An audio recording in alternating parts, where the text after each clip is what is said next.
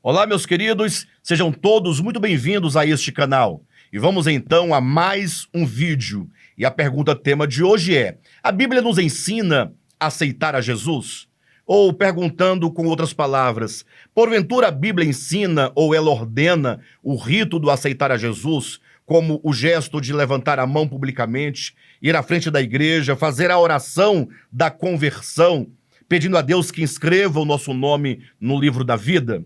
Seria isso um ensinamento bíblico ou seria um mero costume ou uma mera tradição dos cristãos evangélicos, uma tradição própria da modernidade? Ora, vai deixando aí abaixo a sua resposta, vamos aqui interagindo, né? Compartilhe conosco o que você pensa sobre isso, já vai deixando o seu like e se você acabou de chegar no canal, não se esqueça de se inscrever e de acionar todas as notificações. Esse é o seu canal Que é a Verdade e eu sou Alexandre Rodrigues, um mero mortal eternamente em busca da verdade.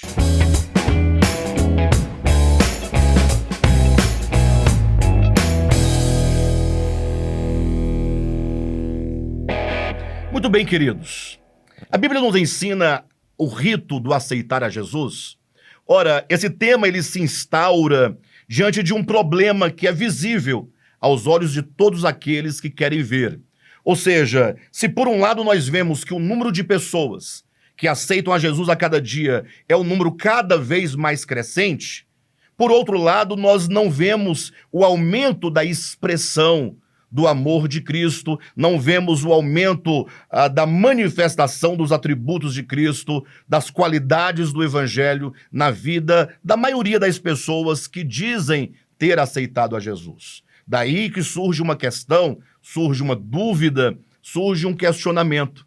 Será que esse rito do aceitar a Jesus tem de fato contribuído, tem de fato ajudado efetivamente as pessoas a conhecerem a Cristo? Ou tem sido apenas um rito que acaba por distrair as pessoas da verdadeira conversão?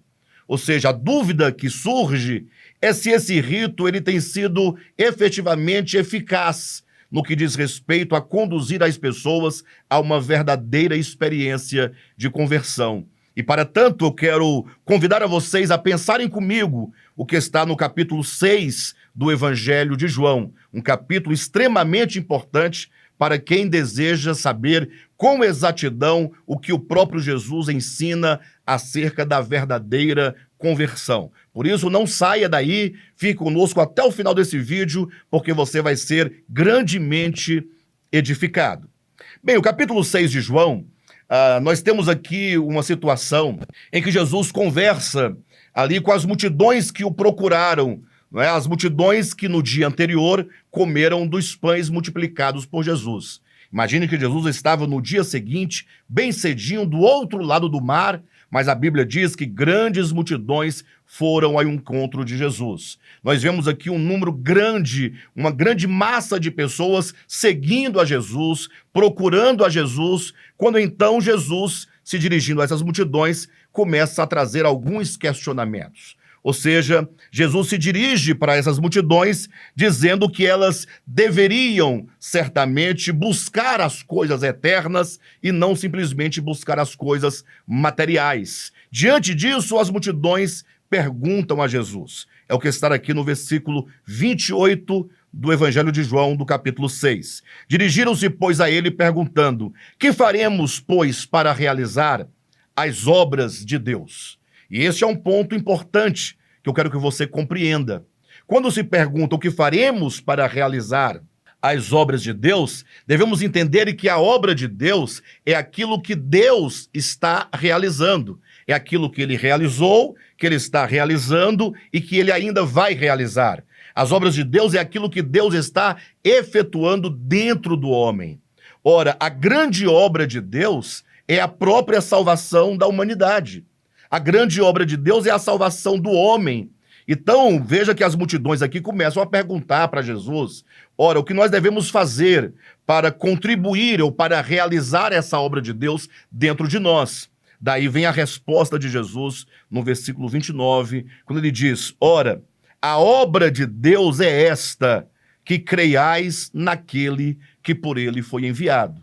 Ou seja, Jesus diz que a obra de Deus só acontece dentro do homem quando o homem exercita fé na pessoa de Jesus. Quando o homem crê verdadeiramente que Jesus é o enviado de Deus. A fé é enquanto o alinhamento do coração e da alma e do entendimento quanto à pessoa e à mensagem de Jesus. Mas é nesse ponto, então, que se levanta. Alguém pode perguntar dizendo, ora, mas todos os que aceitam a Jesus, certamente é porque creram nele, é porque exerceram fé em Jesus. Mas a grande pergunta é, o que é de fato exercer fé em Jesus? Será que exercer fé em Jesus é apenas ouvir acerca da sua história? Ouvir acerca da sua encarnação, de que ele veio ao mundo, que efetuou muitos milagres e que morreu na cruz do Calvário para nos salvar? Será que fé é simplesmente você acreditar nesses fatores históricos que envolvem a vida humana de Jesus? Ou será que Jesus vai nos ensinar aqui em João capítulo 6 que fé é exatamente outra coisa? Ou seja, não é simplesmente olhar para os aspectos históricos e dar crédito, mas é tomar para si o próprio Espírito de Cristo. Ou seja, se eu creio em Jesus, então eu recebo a Cristo para dentro de mim. É isso que está em João, capítulo 1, versículo 12. Mas a todos quantos o receberam, deu-lhes o poder de serem feitos filhos de Deus, a saber, os que creem no seu nome. Ou seja, crer em Jesus é o mesmo que recebê-lo para dentro de si, para que esse Cristo agora passa a constituir a sua própria vida, para que esse Cristo possa preencher todo o vazio da sua alma, da sua consciência, da sua mente, e esse Cristo agora passe a viver por nosso intermédio. Veja que o ensinamento de Jesus, aqui em João capítulo 6, passa por essa ideia. Primeiro porque Jesus ele apresenta a si mesmo como o pão da vida. Ele diz, ora, aquele que come do pão da vida, esse viverá eternamente. Ou seja, realizar as obras de Deus ou crer na pessoa de Jesus implica um processo orgânico. Você tem que comer esse Cristo que é o pão da vida. Ou seja, o comer, certamente aqui é uma metáfora, né? É uma parábola, mas implica uma questão muito maior do que apenas acreditar no que aconteceu na história. Mas é como que você comesse o pão, mastigasse aquele pão, recebendo a Cristo como alimento para dentro de você, para que todas as virtudes daquele pão, todos os atributos daquele pão, suas vitaminas, seus nutrientes, possam então agora ser recebidos e assimilados no nosso ser e assim se tornar uma expressão por meio do nosso viver humano. Lógico que as multidões aqui não compreenderam exatamente o sentido de comer esse pão. Daí Jesus avança um pouco mais dizendo, é necessário que vocês comam a carne do Filho do Homem e bebam o seu sangue. Ou seja, veja que o crer aqui em Jesus, o realizar as suas obras, continua cada vez mais se aprofundando numa perspectiva orgânica. Não basta você acreditar que Jesus se fez homem. Ou seja, não basta você acreditar nos aspectos históricos de Jesus. É preciso muito mais do que isso. É preciso comer a sua carne, beber o seu sangue, para que a carne e o sangue de Jesus faça parte do seu ser. Alguém pode perguntar, ora, isso seria uma espécie de canibalismo? Isso seria, ou talvez seria aqui uma aplicação ou um ensinamento acerca de comer o pão e beber o vinho durante o partir do pão, a ceia do Senhor? Aí Jesus, então, dá um passo adiante dizendo, vocês, pelo jeito, não entenderam nada. Ele diz que aquele que come a carne, ele diz, a carne para nada aproveita. Não é comer fisicamente a carne do Filho do Homem. E então ele diz, mas são as minhas palavras que são espírito e são vida. Ou seja, comer o pão da vida ou comer a carne e beber o sangue de Jesus é o mesmo, agora falando em realidade, é o mesmo que ouvir as suas palavras e então, ouvindo, recebê-las para dentro de si, permitindo que todos os seus ensinamentos, todas as suas palavras possam penetrar o nosso ser de tal modo a transformar a nossa vida, de modo a transformar o nosso coração. As palavras, uma vez recebidas e uma vez assimiladas, elas são metabolizadas no nosso ser, de modo a gerar em nós uma nova visão, uma nova perspectiva, de maneira que vai gerando em nós uma nova vida.